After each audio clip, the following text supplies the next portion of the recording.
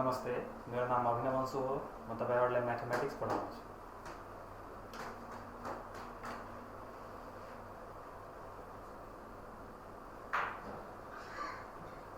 हामी नाफा र नोक्सान पढिरहेका छौं। प्रॉफिट एन्ड लस पढिरहेका छौं। ठीक छ?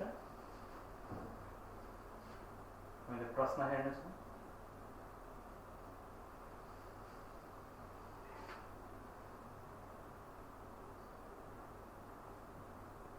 राजाले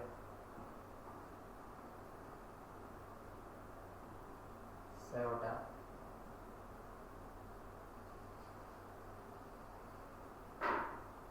रुमाल किन्यो।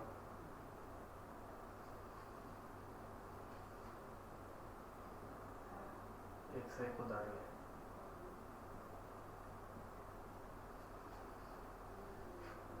जसमा उसलाई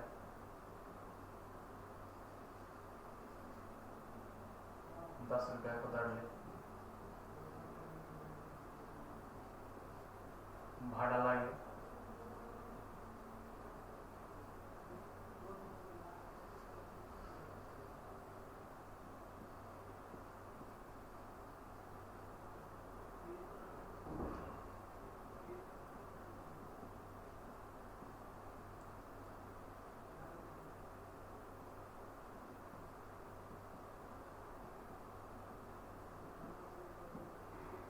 बेच्यो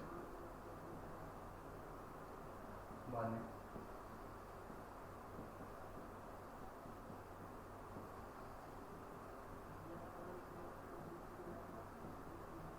ठीक छ। राजाले 100वटा रुमाल किन्यो ₹100 को दरले, जसमा उसलाई ₹10 को दरले भाडा लाग्यो। उसले रुमाललाई 120 को दरले बेच्यो भने कति प्रतिशत उसलाई फाइदा भयो? राजा bought 100 rumals at the rate of Rs 100, in which transportation charge was Rs 10 per rumal. He sold it for Rs 120 each. Find his profit percent.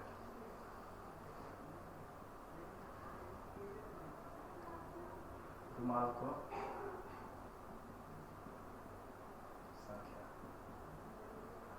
को संख्या 100वटा छ। एक रुमाल को दर 100 छ। एउटा रुमाल को दर कति छ? ₹100। 100वटा रुमाल को मूल्य सीपी हाम्रो कति हुन्छ? Rs 100 × 100 हाम्रो हुन्छ Rs 10,000। ठीक छ। 100 रुमाल को मूल्य कति हुन्छ?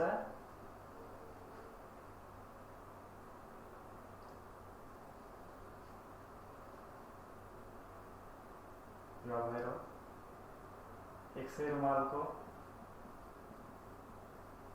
भाडा,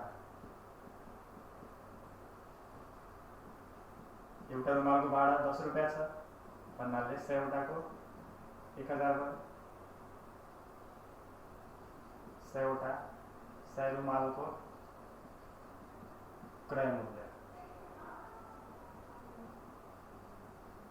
100 रुमाल को क्रय मूल्य कति हुन्छ? सीपी हाम्रो 10,000 प्लस 1000 हाम्रो हुन्छ Rs 11,000 हुन्छ।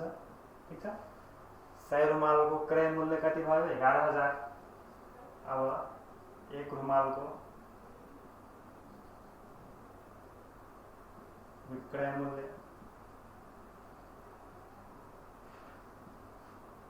कति छ? Rs 120।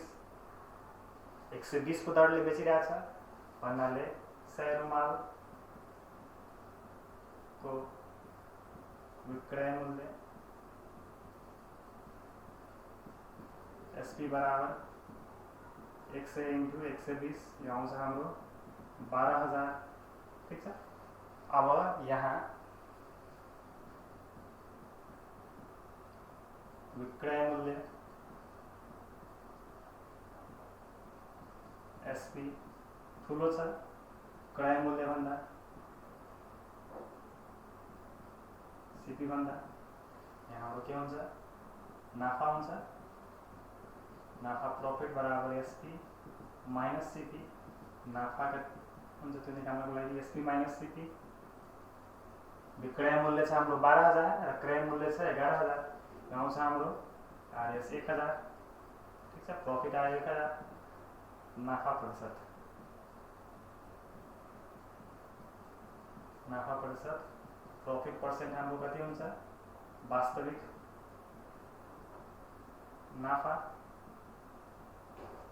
प्रॉफिट बाय क्रय मूल्य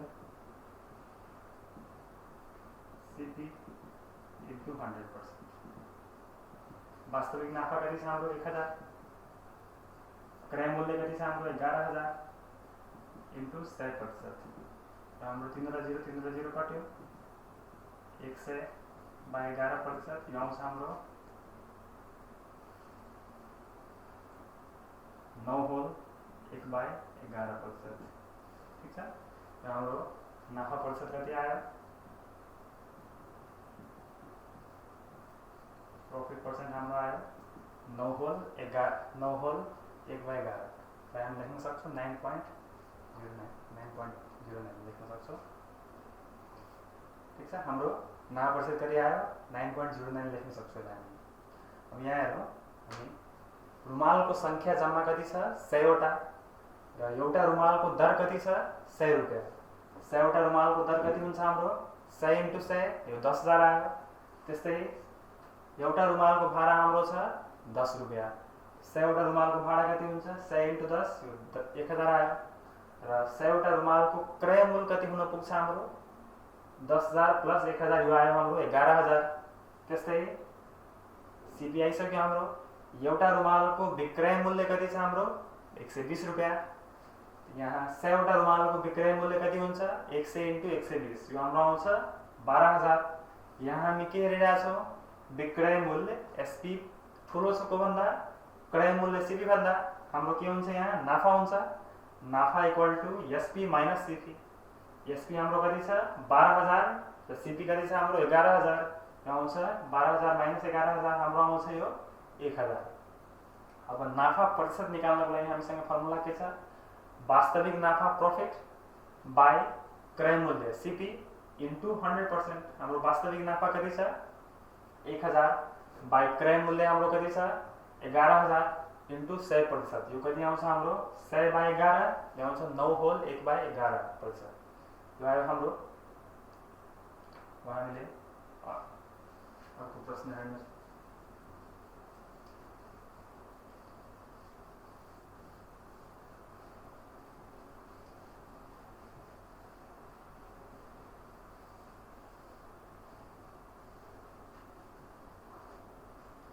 अब हामीले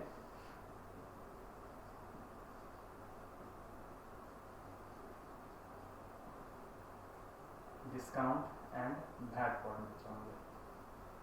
भैटलाई हामी मूल्य आय कर पनि भन्छौँ। ठीक छ, र डिस्काउंट भनेको छुट भयो, त्यसलाई हामी छुट भन्छौँ। ठीक छ, अब डिस्काउंट भैटमा भन्नाले छुट र मूल्य आयकर। अब योमा हामीले के पढ्नेछौँ, जस्तै एउटा एक्जाम्पल, एउटा म उदाहरण दिइरहेको छु। मानौ मैले यो मार्कर 40 रुपैयाँमा, यो मार्करको अंकित मूल्य, मानौ मैले पसलमा गए, यो मार्करको अंकित मूल्य मानौ छ 50 रुपैयाँ। अंकित मूल्य भन्नाले दोकानदारले यसको दाम राखेको छ 50 रुपैयाँ।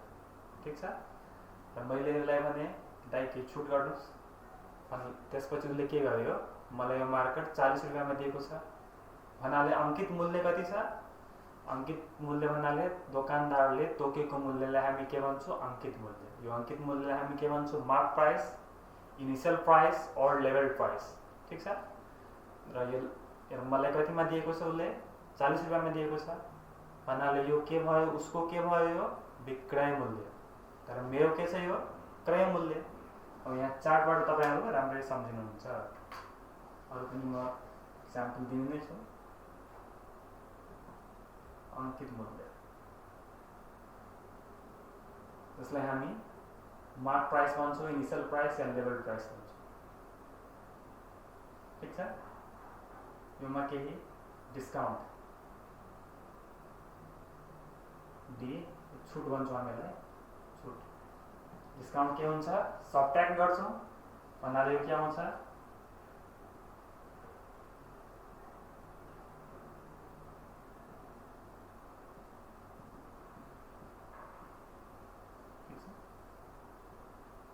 अब यो अङ्कित मूल्य हाम्रो के लस सिपीमा के क्रय मूल्यमा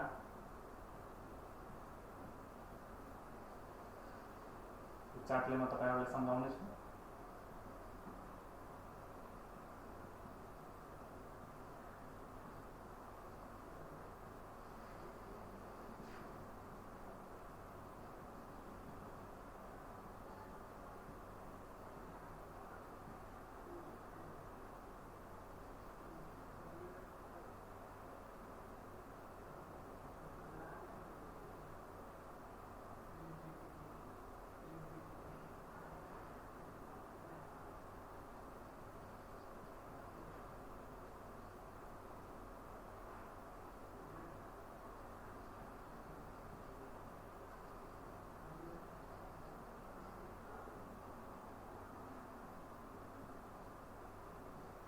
मूल्य आयकर सहितको विक्रय मूल्य जसलाई हामी एसपी विथ भ्याट भन्छौँ। ठीक छ। अब मैले तपाईहरुलाई सम्झाउने छु। जस्तै मूल्य कुनै पनि कहीँ पनि पसलमा जाँदा हामीले अंकित मूल्य पहिला हामी त्यहाँ हेर्छौँ। ठीक छ। अंकित मूल्यलाई हामी मार्क प्राइस भन्छौँ। मार्क प्राइस लेभल प्राइस या इनिशियल प्राइस। ठीक छ। अंकित मूल्य रहन्छ। अंकित मूल्यमा हामी केही न केही छुट पाउँछौँ, कहीँ छुट पाउँछौँ। त्यसलाई हामी डिस्काउन्ट भन्छौँ। डिस्काउन्ट पछिको जो पैसा जो हामी दिन्छौँ त्यसलाई हामी के भन्छौँ, विक्रय मूल्य। त्यो विक्रय मूल्य कसको छ, दुकानदारको। अब यो विक्रय मूल्य या तो दुकानदारले केही न केही फाइदा दिएको होला, नाफा, या उसले केही न केही नोक्सान बेहोरेको होला। ठीक छ। या तो कस्ट प्राइसमा फाइदा हुन्छ भने त्यो पनि एसपी, या कस्ट प्राइसमा केही फाइदा हुन सक्छ या केही घाटा हुन सक्छ, दुवै सेलिङ प्राइस नै हुन्छ। अब हामीले बिल बनाउँदाखेरि हामीले के हेर्छौँ, मूल्य आयकर तोकेको हुन्छ। नेपाल सरकारले सबै तोकेको छ मूल्य आयकर। जस्तै इलेक्ट्रोनिक सामानमा 13% मूल्य आयकर छ। ठीक छ। सबैको बेग्लै बेग्लै छ। त्यस्तै मूल्य आयकर थपेपछि जो पैसा हामी तिर्छौँ त्यसलाई हामी के भन्छौँ, एसपी विथ भ्याट। यो भयो मूल्य आयकर सहितको विक्रय मूल्य। ठीक छ। मूल्य आयकर सहितको विक्रय मूल्य यो हाम्रो हुन्छ एसपी विथ भ्याट। ठीक है। एसपी विथ भ्याट भयो। अब म तपाईहरुलाई एउटा उदाहरण दिने छु। मानौ एउटा मोबाइल सेट को प्राइस 10,000 रहेछ, 10,000 छ। अंकित मूल्य मार्क प्राइस 10,000 छ। ठीक छ। अंकित मूल्य त्यसको 10,000 छ। अब कस्टमरले शपकिपरलाई केही न केही डिस्काउन्ट माग्छ। त्यसको अंकित मूल्य कति रहेछ, 10,000। अब त्यसले दुकानदारले के गरेछ, त्यसलाई डिस्काउन्टको रूपमा 1,000 छुट गरेछ। छुट कति गर्यो, 1,000। ठीक छ। 1,000 छुट गरेपछि जो अमाउन्ट आउँछ त्यसलाई हामी के भन्छौँ, विक्रय मूल्य। त्यो विक्रय मूल्य कसको हुन पुग्छ, शपकिपरको, दुकानदारको। त्यो कति आएछ, यो एसपी कति हुन्छ हाम्रो, आरएस 9,000। यो 9,000 के छ हाम्रो सेलिङ प्राइस, जसलाई हामी विक्रय मूल्य भन्छौँ। ठीक छ। अब त्यसपछि उसले के गर्छ, नेपाल गभर्नमेन्टले कुनै पनि इलेक्ट्रोनिक्स गुड्समा 13% भ्याट एड गर्छ। भ्याट भन्नाले मूल्य आयकर नेपाल गभर्मेन्टले कुनै पनि इलेक्ट्रोनिक्स गुड्समा 13% को कर तोकेको छ। मूल्य आयकर यो भ्याट कति हुन्छ 13% कतिको हुन्छ 9000 को हुन्छ। ठीक छ, यो कट्यो 39,170 1170 रुपैयाँ नेपाल गभर्मेन्टले के लिन्छ त्यसको मूल्य आयकर लिन्छ। त्यसपछि कति तिर्नु पर्छ कस्टमरलाई ग्राहकलाई कति तिर्नु पर्छ 9000 प्लस मूल्य आयकर हाम्रो कति हुन पुग्छ 10,170 रुपैयाँ। ठीक छ, त्यसको प्राइस कति थियो राखेको 10,000, त्यसको अंकित मूल्य थियो 10,000।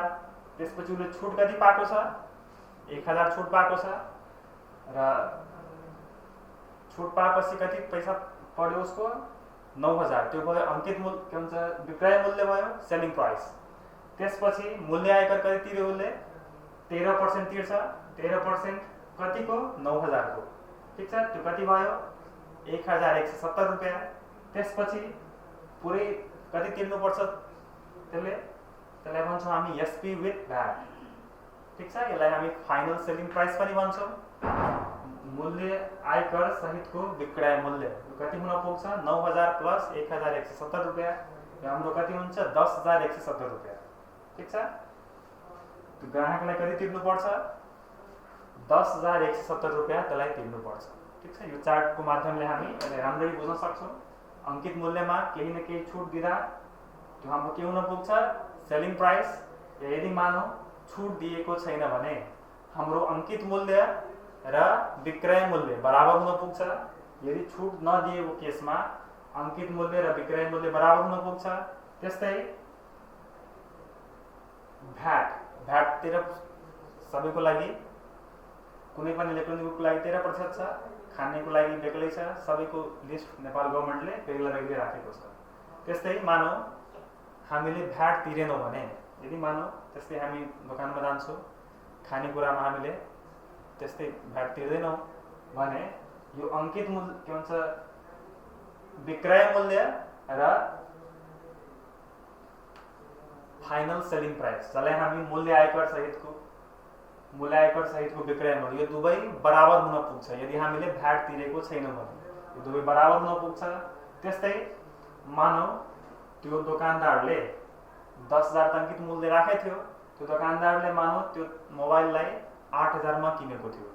मानौ त्यसको कस्ट प्राइस 8,000 थियो, क्रय मूल्य त्यसको 8,000 थियो भने उसले कति नाफा कमायो उसले नाफा कति कमायो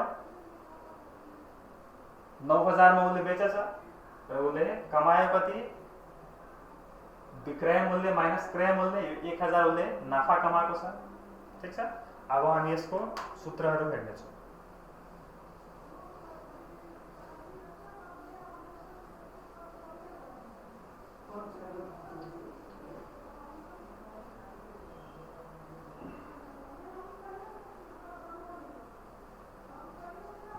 अब हामीले यसको सूत्रहरू हेर्नेछौँ फर्मुलास। पहिलो फर्मुला हामीले के हेर्नेछौँ छुट। Discount D.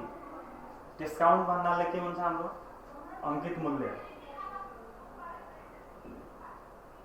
अंकित मूल्य एमपी माइनस विक्रय मूल्य। अंकित मूल्य माइनस विक्रय मूल्य यो हाम्रो एमपी माइनस एसपी हुन पुग्छ। यो डिस्काउंट अमाउन्ट छुट कति हुन्छ डिस्काउंट अमाउन्ट अंकित मूल्य माइनस विक्रय मूल्य हुन्छ हाम्रो। त्यसपछि दोस्रो डिस्काउंट पर्सेंट।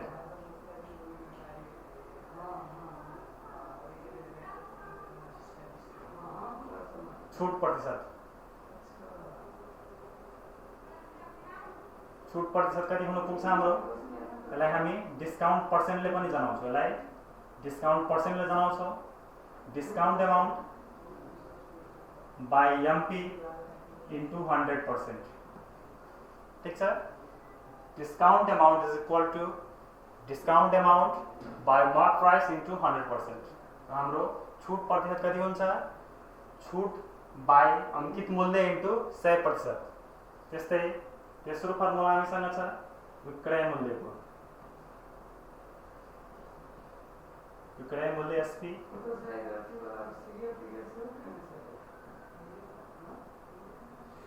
अंकित मूल्य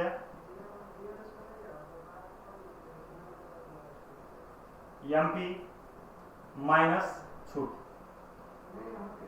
डिस्काउंट। ठीक छ। कुनै पनि अंकित मूल्यबाट हामी छुटलाई मिनाहा गर्छौं भने त्यो के आउँछ? विक्रय मूल्य। यसलाई हामी फर्मुला पनि लेख्न सक्छौं डाइरेक्ट। चौथो फर्मुला विक्रय मूल्यको चौथो फर्मुला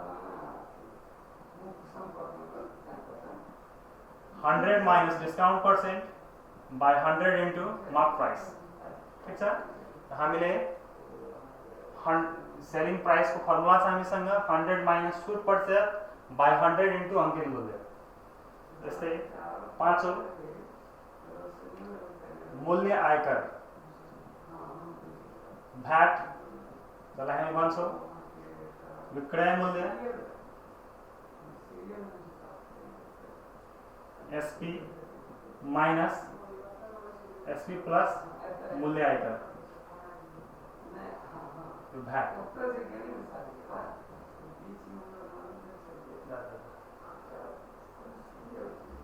यो हामी मूल्य आयकर को फर्मुला छ हामीसँग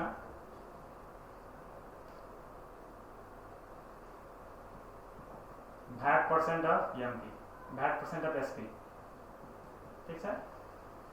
त्यस्तै डिस्काउंट को हामीसँग फर्मुला थियो discount by MP into 100%। Discount amount equal to discount amount को पनि हामीसँग फर्मुला छ डिस्काउंट % अफ एमपी। ठीक छ। त्यस्तै VAT % of selling price is equal to VAT amount. अब हामी भ्याट %, यसलाई भ्याट रेट पनि भन्छौं। यो मूल्य आयकर % बराबर भ्याट बाई विक्रय मूल्य, जसलाई हामी एसपी भन्छौं इन्टु 100%। ठीक छ। VAT amount upon selling price into 100% यो आउँछ हाम्रो भ्याट %। त्यस्तै सातौं फाइनल सेलिङ प्राइस, जसलाई हामी एसपी विथ भ्याट भन्छौं। एसपी विथ भ्याट या मूल्य आयकर सहित को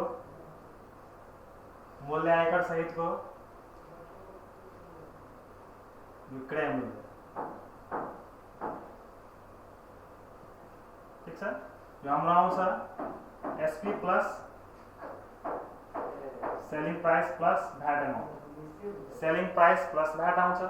यसको हामीसँग अर्को पनि फर्मुला छ 100 plus VAT % by 100 into selling price. हामीसँग फर्मुला के छ 100 plus VAT % by 100 into selling price. फर्मुलाहरु छ। हामीले यसको प्रश्नहरु सोल्भ गर्नेछौं।